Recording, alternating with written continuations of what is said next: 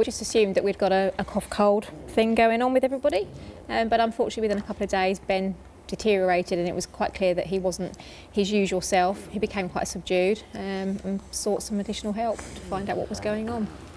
Unfortunately, we thought it was a virus, so it was a few days before we realised the extent of how seriously ill he was. And it was meningitis, wasn't it? It was meningitis, yes. None of the classic symptoms? No, he didn't have viral meningitis. There was no signs with no rash, nothing that you would expect to see.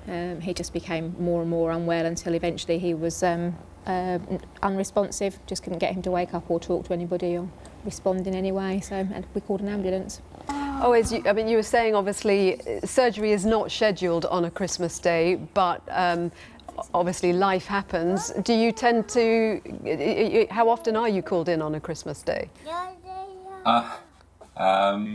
It's interesting, quite often. So within the neurosurgery department, there would always be a team 24/7 that's present at the hospital. And the consultants would always come in every day of the year. We would come in to do our rounds and see the patient.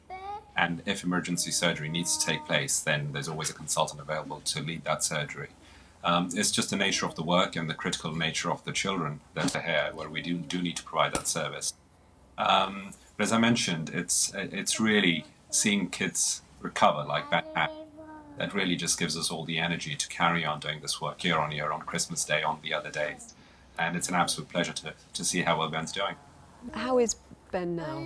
He's doing very well. He's recently started at school, which is quite young at 2.5, but he's in a special school with a very supportive environment, lots and lots of therapy. He's got a little bit of his eyesight has come back. He's got some hearing now. He's got a cochlear device fitted. He's using his hands in a way that he wasn't before, and he has started to vocalise and try and communicate. So, yeah, positive things happening, and I think we've got a long way to go, but he's doing very, very well. So I think he's got a bright future ahead of him. He's a happy little boy, which is all I really can hope for, to be honest, is that he's enjoying life, and he clearly is.